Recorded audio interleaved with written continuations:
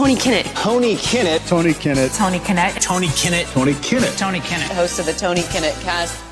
Let's get down to business. You're listening to the Tony Kinnett Cast on 93 WYBC. WCYTV. Here on the Daily Signal. Good evening. It's good to be with you. I'm Tony Kinnett. And I'm Elise McCue. And this is the Tony Kinnett Cast. We're joining you live from the new studio where we're getting ready for tomorrow. Our election coverage begins at 6 p.m.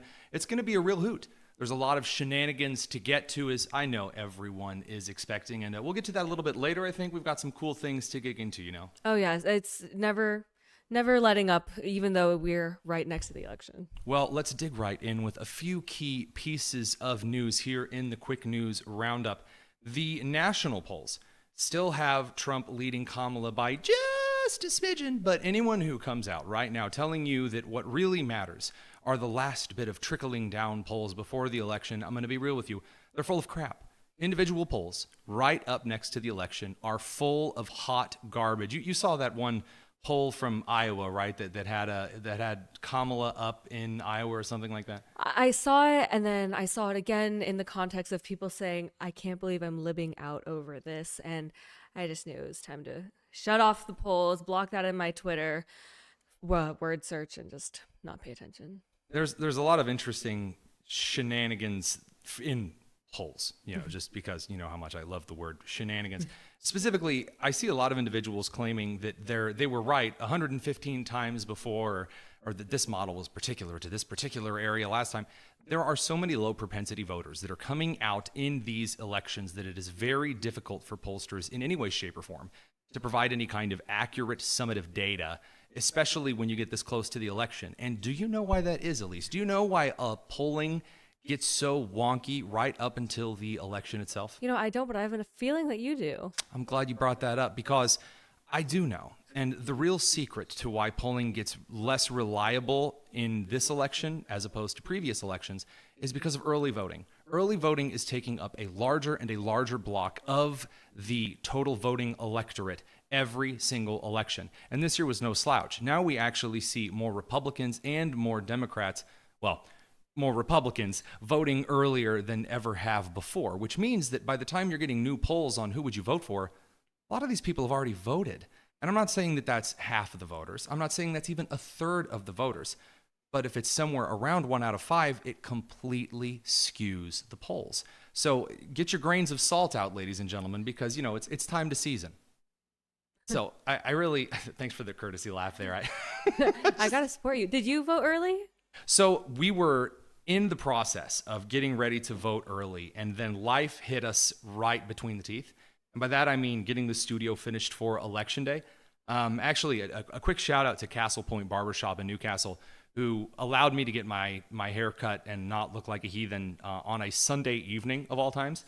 That's how much time I've been spending in the studio yelling at my wonderful producers, Lou Scataglia from the great Commonwealth of Pennsylvania and Daniel Elmore from North Carolina. But I'm starting to get into the election news, and there's so much other news that have just chomped on through the country. For example, did you know that in Maricopa County, they are already getting into the we're not going to have any results for you election night. Good old Arizona is already being aloof. What did they say? 10 to 13 days was the last update I heard on Maricopa County. Now, I don't know if you know this, but before the year 2012, we were actually pretty good at counting ballots like all in a single day. You know that? So here's how this would work. So this is kind of a little inside the track here with how this kind of stuff goes. What you would do in an election is that the counties would receive the ballots the day of. And then they would count those ballots. And then those counties or those localities, they would report those to the state. And then the state election office, the Department of State, Secretary of State, what have you, they would then report that to the national. And you would actually have returns come in, maybe late that night if it was close, but you would have those returns come in the night of the election.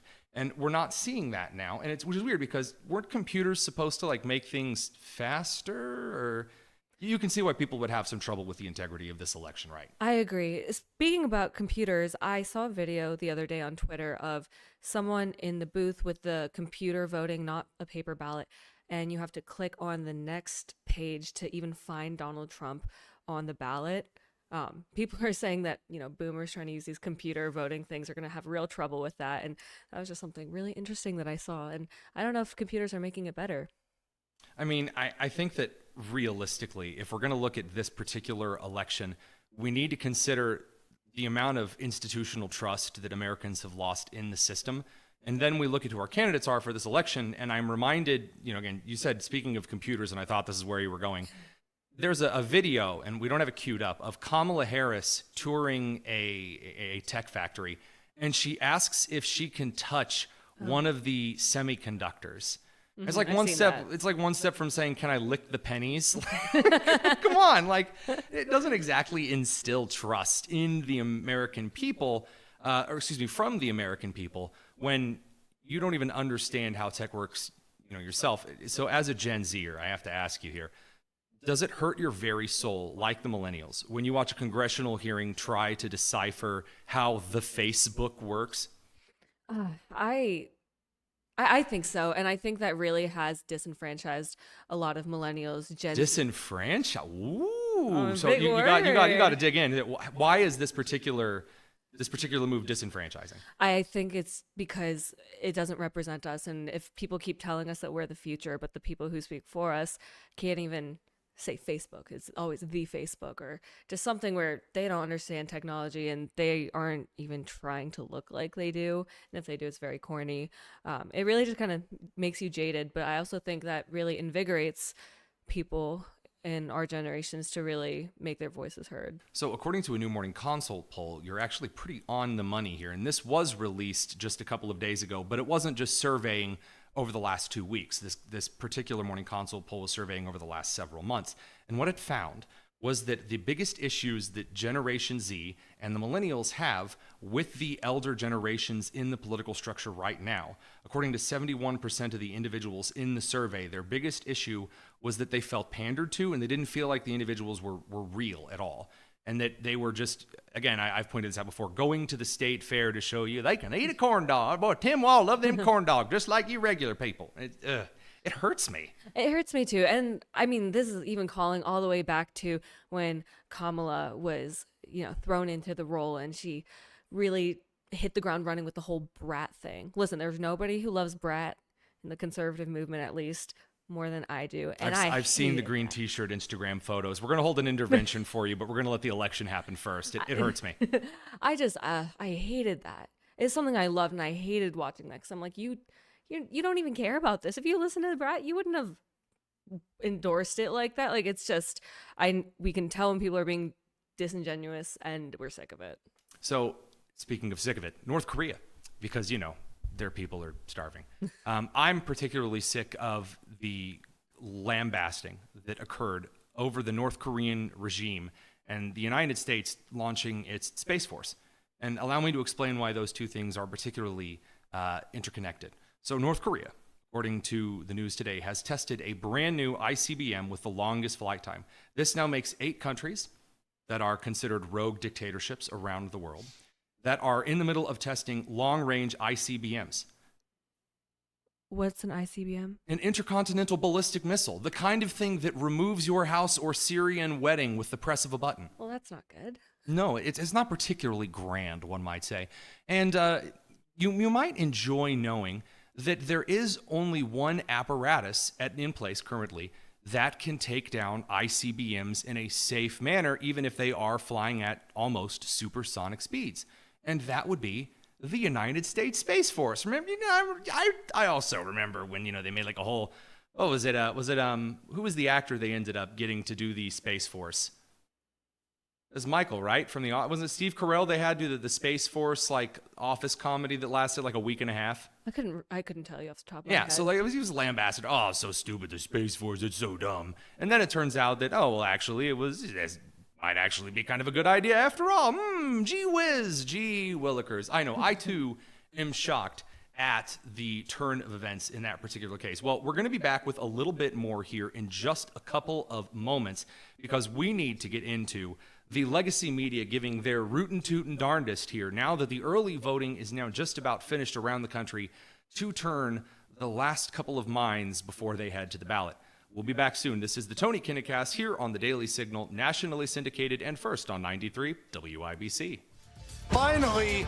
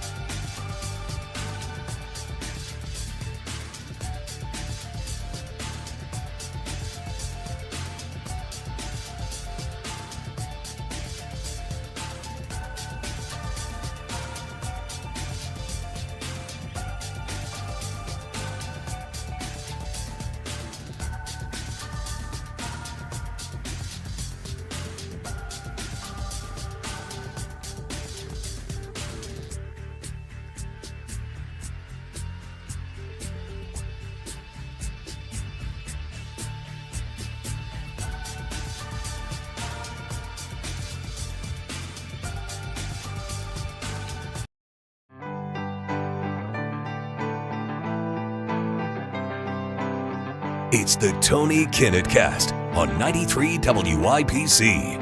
Closing time. Hey, welcome back to the Tony Kinnett Cast here on the Daily Signal and nationally syndicated. Now, Elise McCue, my Gen Z co-host, I know that you are young. In fact, you're just downright a child, a wee thing, you might say. That's what my mom tells me. Yeah, and I'm gonna level with you. You may not know how things work in the real world, so we're gonna put you to a little bit of a test here, a little bit of a pop quiz.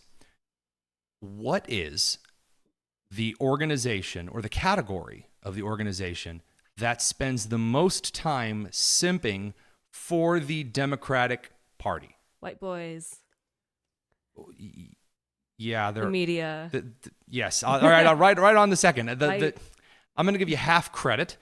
So yes, it would be the media. In fact, there are a lot of white boys in the media. I wasn't expecting you to go there. It really threw off the Emperor's groove. I was just, the last thing I saw when I opened my computer was white dudes for Harris. I couldn't get that out of my mind. Tried to scrub it. It just came out like word vomit. You know what? That's okay. And we'll get to the word vomit of Kamala Harris in just a little bit. But in the meantime, I love it. We're going to talk about the media because over the last couple of elections, the media have done their rootin' tootinest to try to tip the scales in the favor of the Democratic candidate. And that's not me saying that. There have been a number of independent studies that have made it very clear that the media apparatus, and by the media apparatus, I mean the major cable networks averaged out, the major online publications averaged out, major newspapers across the country, and regional affiliate news stations. That means like basically the numbered news stations in your local area. So those news stations have most often shown considerable bias towards the left and towards, therefore, the Democratic Party of the United States. The problem is the thumb on the scale. There was a time in the country in which every newspaper, first of all, there were two newspapers in almost every town. There was a Republican newspaper and a Democrat newspaper. And they always used to endorse, you guessed it, the Republican candidate and the Democrat candidate. And that worked fine for a long time. And then you got to TV and there's like less space to do that. And so what you ended up getting was news organizations that either tried to be nonpartisan, or if they were going to be partisan, they tried to make it not as obvious. I have a question. In Ask my away. lifetime, I don't think I've ever remembered the news, the mainstream media, if you will, ever being unbiased. Was there ever a time where it was? At least that you can remember. So, yeah, actually, there's a guy for WTH, used to be for WTHR, that's Channel 13 in Indianapolis, and they are an MSNBC affiliate. And Tom Steyer is now the mayor of Zionsville, Indiana. He is an awesome guy. And I sat down with him a little bit, maybe about a year ago.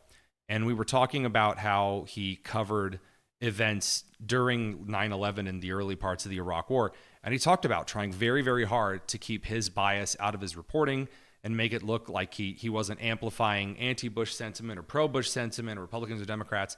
And he talked about that a lot. It was very interesting because a lot of his colleagues didn't and still don't.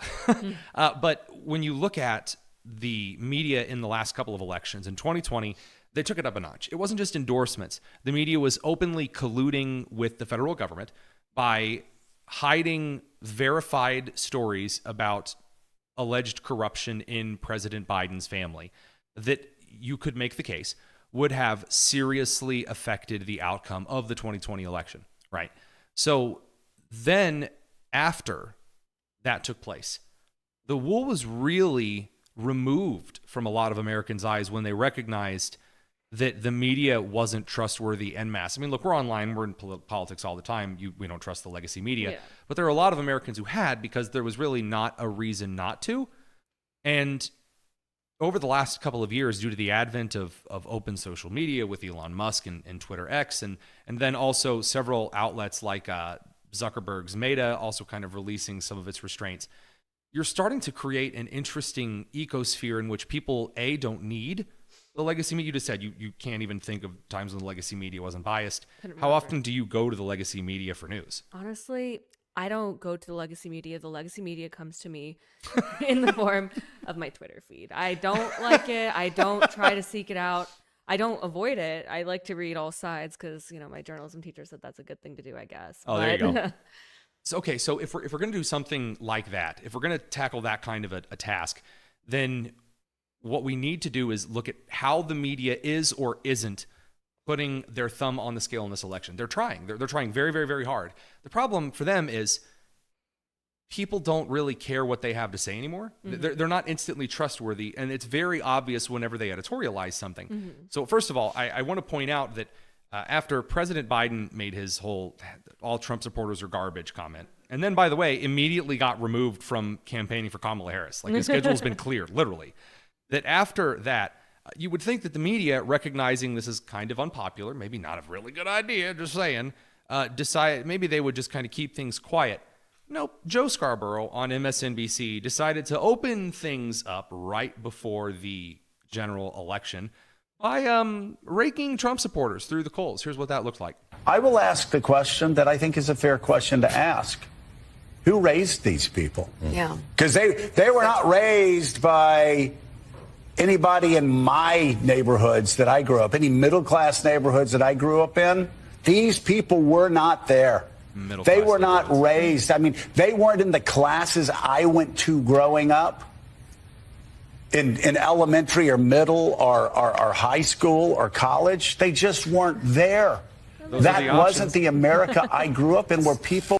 I love that, by the way. I appreciate that he basically decides to, crack open the bat by saying, who are these people, these Trump supporters? They weren't there in my middle class average, just like you, American upbringing. And then he lists all of the kinds of school. They weren't in my preschool or my kindergarten or my after school daycare or my summer soccer camp or my vacation Bible school. Or my baton twirling classes. My baton twirling. And it's absolute bogus because, again, what he's saying is he's very overtly saying that all Trump supporters are stupid. They weren't in school with me. And then he calls them all idiots who, he said previously that they should be jailed. And it's amazing because no one was going to Joe Scarborough for news anyway. But to see him toss all of this credibility and kind of away down the drain and double down on Biden's comments right before the election is wild. It's desperate. And I really just don't understand the point of it. I mean, I don't think anybody on either side thought that Biden's comments were good. I know Kamala campaign internally is probably just like banging pots and pans on their heads after they heard that. So why do you think the Joe Scarboroughs of the world are doubling down on this and vindicating this pretty bananas comment from Biden? I don't really know what it is that they expect to gain from it. But, when you get to Kamala, not Biden, it obviously it's easy to focus on Kamala. We have to look at how the media has portrayed Kamala Harris and Joe Biden over the last couple of weeks. So Joe Biden so Donald Trump and Kamala Harris last Sunday before the election. Now, I wasn't aware this was a thing, that you analyzed what the candidate did the Sunday before the general election. Producers, Lou, Daniel, were either of you aware that you were supposed to, if you were a candidate before the election, you're supposed to really do something special on the Sunday before, like a last meal? Okay, so it's complete bogus. Okay, great. The media made a huge fit out of Kamala Harris. She went to church. And I'm thinking, oh, well, she sat and attended the church service and then prayed? Because okay, good for her. She's at the wrong rally if she's at church. Yeah, the wrong rally. You mean when someone said Jesus is Lord and Kamala Harris said, no, not for you? With the intention that they would undo the protections of Roe v. Wade, and they did as he intended. Oh, you guys are at the wrong rally. Fantastic. So you gotta love that. But no, Kamala went to church, and Trump was not where Trump was somewhere else. Trump was doing something else on Sunday. They were contrasting 5 different rallies. Probably. Yeah, Trump went to rallies or whatever. So I'm great. So Trump does something other than Trump. Oh look, Kamala is so wonderful because she went to church. Kamala just went and did a rally at a church. That's it. And by the way, a couple of weeks ago, she went and did this. It's Friday, Sunday morning, and the morning comes in the morning. Whipping out one of her 18 accents, which I love. Hey, that wasn't a lie that came out her mouth for the first time. Congratulations to Harris. A big hoot and holler there. Well, here's Kamala doing the same routine at church. So she's not actually going to church. She's speaking at a church. The road ahead won't be easy, but in times of uncertainty, we are reminded weeping may endure for a night, but joy cometh in the morning. Joy cometh in the morning. I love. Just So cringe. It's so awful. Let's see if that joy cometh in the morning on Wednesday. Yeah, I don't know about that. I do want to issue just a quick notice here real quick before we head back to a commercial break. It's John Steyer, not Tom Steyer. I had Tom Steyer on the brain after talking about the coup, the former Democratic candidate. No, John Steyer is the former WTHR journo who's now mayor of Zionsville.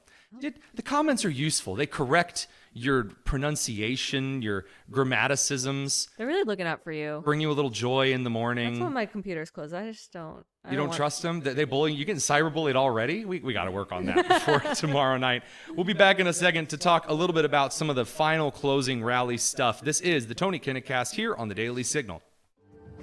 Attention, time.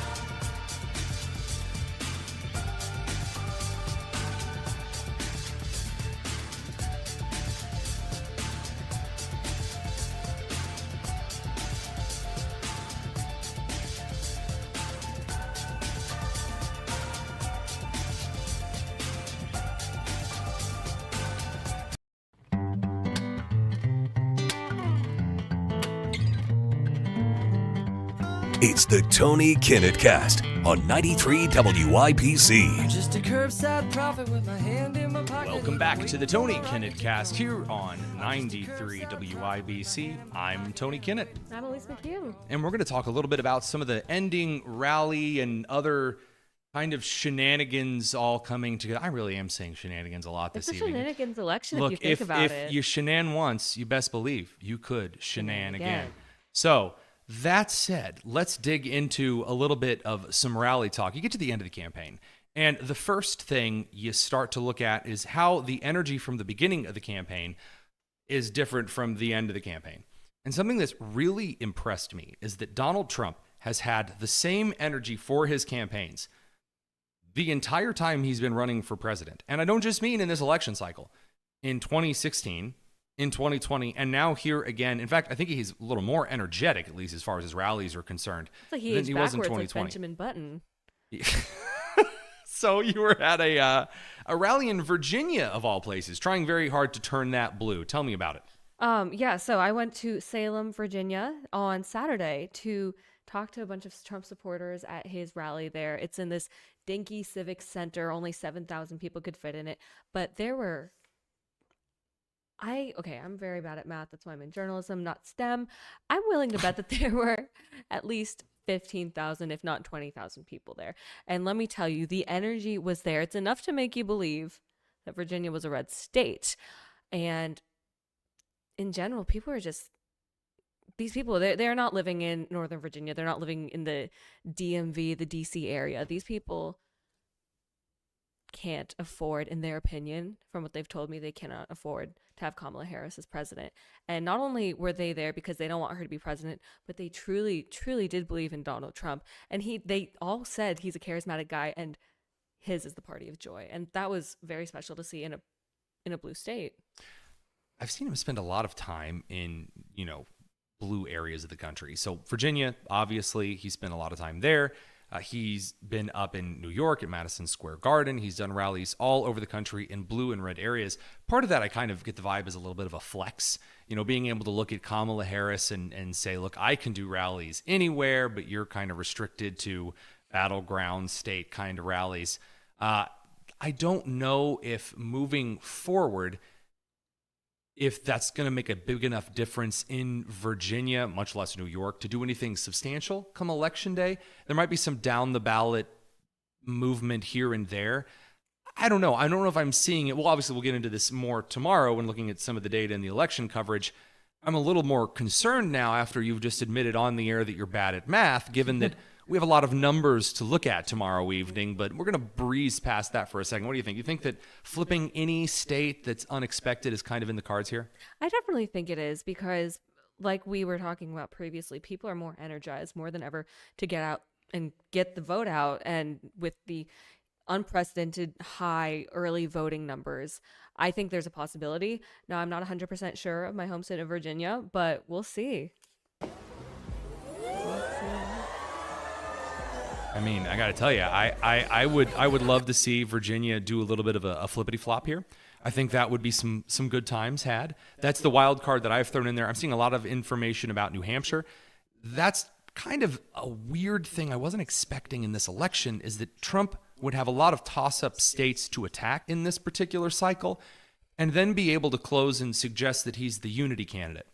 Very, very unexpected, because I believed that he might run again like he did in 2020, that he was going to pull through this, I'm running because Kamala's terrible, we gotta fix it for everyone, it's gonna be tremendous. And I was expecting that, but that's not as much of a unity message as like, I'm gonna fix it, kind of almost, fix it Felix or Bob the Builder, like, I can fix it. I can fix it for everyone. Yeah, is but what he's see, saying that's this the thing. time. Trump actually made it about the American people, and he made that very obvious in the McDonald's and the garbage truck kind of pseudo-political stunts. Kamala Harris, on the other hand, has decided that what this election needs is the most cringy, skin-crawling attempt at comedy, and so she went on SNL. Now, I'm going to put a bit of a pause here. A lot of people are saying she's ripped off Trump. Oh, Trump did the SNL mirror skit in 2016 or 2020 or whatever. Couldn't tell you. And so, that's a rip off of Trump. They've done this for Mitt Romney before. They've done this a couple of times. That SNL's done the mirror sketch. Anywho, here is Kamala Harris almost getting a little bit sort of almost made fun of to her face, kind of just just a little bit. Wow, well, this is it. The last campaign stop in Pennsylvania. Gosh, I wish I could talk to someone who's been in my shoes, you know? A black South Asian woman running for president, preferably from the Bay Area. No, she didn't say from a middle-class family. I've heard Kamala's from a middle-class family. Is she gonna bring it up? Let's see. It's the lowest hanging fruit possible. They're gonna freak out and pee their pants. Now I understand why this clip is like 2.5 minutes long. I wonder how many times she practiced that. Yeah. You can see like the studio light that says laugh and clap until you cry. You and me both, sister. Sister. It's nice to see you, Kamala. It is nice to see you, Kamala. And I'm just here to remind you, you got this. Because you can do something your opponent cannot do. You can open doors. Good one. I see what you did there, like to a garbage truck, right? I don't really laugh like that, do I? A little bit. Now, Kamala, take my Pamela. The American people want to stop the chaos and end the drama with a cool new stepmamala. She goes on like that, and it's just really, really cringy. Who So, signed off on that? Who said that was funny? okay, so first of all, real quick moment. There was a brief glimpse of humor, just a slight moment when she made fun of her laugh to her face, and I saw on Kamala's face, just literally it was there and it was gone. Real human emotion for the very first time from Kamala. There was a slight bit of embarrassment, a smidgen, and then Kamala kind of thought it was fun, just like briefly. Not even a whole frame in the video. And then it immediately goes back to the scripted whatever. One of the reasons that I like when comedians make fun of the people they're portraying to their face, whether that's making fun of the late Alex Trebek as Will Ferrell to his face in the last episode of Celebrity Jeopardy, or the various politicians that have gone on and have been made fun of to their face, that there is a moment of being able to laugh at yourself, and that in and of itself, where the politician is sharing in the jokes we make about them and the things that are known about them and their accents and their phrases and whatever, it's genuine. No one's had, I would say, the gall or the bravery, but it doesn't even take that just to bring some of that up to Kamala. All they got was the laugh. They didn't do the middle class family thing. They didn't talk about how she flip-flopped on her positions. These are things that when Trump looked in the mirror, or when Mitt Romney looked in the mirror at Jimmy Fallon, or Biden looked in the mirror at a coffin, that there was a little bit more to the substantive part of the SNL sketch. And it really, I mean, again, they say that everybody's taste in humor is different. Well, that's true. Well, some people have a wrong taste in humor, and in this case, that's the SNL producers. I just want to know who thought this was funny specifically, because if this was trying to be positive for Kamala Harris and make her seem more, I think they wanted to see that, like, they would make her look human and funny, and stepmama, hand me your Pamela, we gonna go on down to the, and then she like ran out of rhymes and kind of cut it short. Yes. Oh, it just hurts me. I'm in pain. I don't get it. And let's be honest, like the whole point of Kamala Harris's campaign is to make her seem like, America's mama, just like very us. Genuine. And like you said, you only saw like half a frame of some genuine, real emotion. And then it just went back to SNL's corny stuff. And it really She just came across as a really annoying realtor. You know what I'm saying? Like, your friend didn't really have any talent, so she like went into like realting. Yeah. And so she got that fun mom energy in the John Mulaney sketch. We've got a lot to work on. So we're going to get into a little bit of a preview for our electoral coverage here pretty soon. Stick around. It's the Tony Kinnett Cast here on the Daily Signal, nationally syndicated and first on 93 WIBC.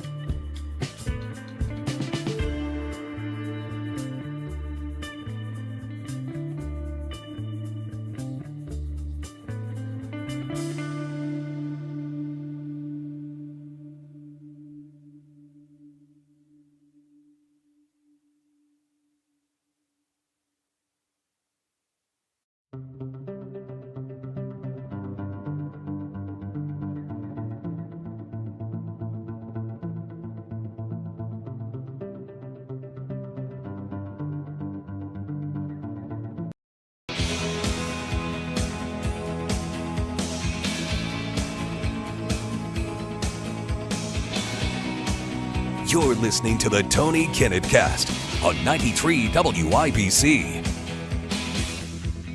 In just a few hours, we're going to be back here in a slightly different arrangement here from the new studio, doing our live election coverage. And we're really excited about this because there's just a ton that has been put into this. We've got all kinds of phenomenal guests. We've got digital operatives. We've got legal fellows. We've got insiders. We've got pollsters. We have maybe a blue puppet. We've got political editors. We've got no guest preferred in that particular slot. There's like all kinds of stuff that we've got coming up for that. We've got steaks and cigars for the opening segment of the show. I mean, we're really kicking up. Look, if the 46th season of America is going to come to a close, then by golly, we're going to go out in style. Go out with a bang. Yeah, we've got that ready for you. So here's what you're going to do. You out there listening, if you're listening on the radio in one of our syndicated stations, you're going to go to YouTube. You're going to type in Daily Signal, and you're going to find our live election coverage. You can go to dailysignal.com/live if you're one of those people who still remembers websites when people tell you them. You're going to watch that coverage starting at 6 p.m. Eastern. Now, some of you out there are watching this via cable news, and I got some great, exciting news just for you. We're going to be on a couple of cable news stations for like 6 hours, which I don't know how we swung that deal, but man, I'll take it. So we've got some good, just crazy goofiness. Well, that's just the Electoral College, but we've got some good analysis too. We have some shenanigans, if you will. I'm going to sign off early at this rate. The people that I'm forced to work with are getting under my skin. We've got a great Electoral College map and some good analysis on some of the more difficult counties, Maricopa. And not to mention the nightmare of, will Pennsylvania be called early on? Is it going to be called later? Because remember, guys, it's not it's not the vote that counts. It's who counts the votes. And we're going to be keeping a heavy eye on that. I'm worried. I have a prediction that I'm not looking forward to. I think we're going to see a couple of fistfights break out at polling locations during the counting process this year.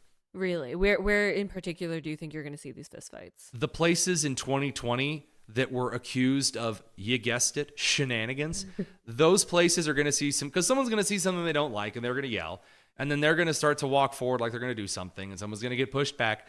I'm saying Black Friday's coming early this year, ladies and gentlemen. We've got 60% off on all Pittsburgh votes. So come on out.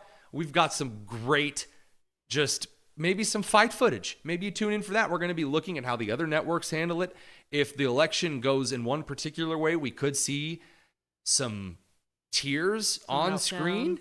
Oh, I mean, I'm here for the ride. I'm here for the theatrics of it. Most of all, I'm here to make fun of grown, balding men who cry when the political candidate they don't like gets into office. That's what this country is about. That's what it was built on, Elise. And they say politics is boring. I mean, this is the Super Bowl. This is bigger than the Super Bowl. Did you just see Kamala Harris SNL sketch?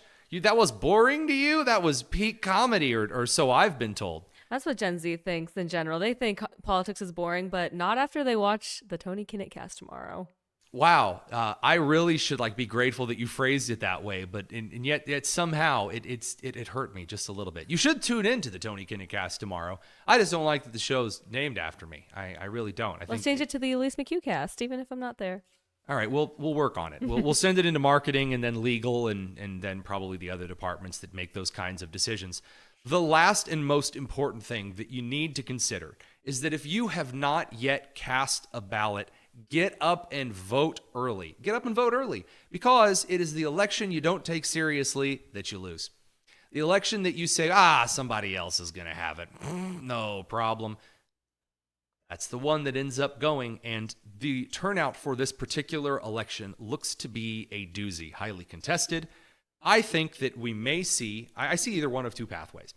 Either we see some kind of landslide situation one way or the other, and it's called really by the end of the first night. Or we see a contested situation in which we're going to go maybe a week. And I know which one I'm hoping for particularly, but in the event that we have those kinds of high contested situations, you need to make sure your hand's on the wheel. Just think about it. Would you really trust the fate of the country to some of these idiots who are out here doing the voting? Would you? You who are so wise and knowing that you listen to the Tony Kinnett cast on the Daily Signal and its syndicated partners. I mean, I'm just saying, if I was listening to the Tony Kinnett cast on the Daily Signal and its syndicated partners, I would go and vote because I don't trust people like insert the name of the cringy candidate on SNL. I don't trust them. They can't even tell me what kind of class of family they grew up in. Or maybe that's all they can tell me. I understand. I'm so tired of this election season.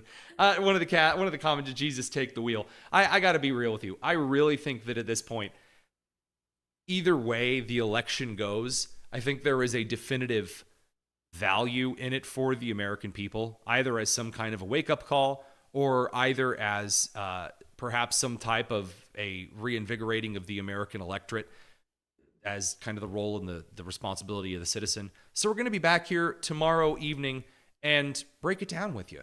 And I don't mean break it down. There's not going to be any dancing, at least required by law. We're going to have some good analysis, some great guests, and we're looking forward to seeing you here. Thank you very much. I'm Tony Kinnett. I'm Elise McCue. This has been the Tony Kinnett Cast, and we will see you tomorrow. Take care.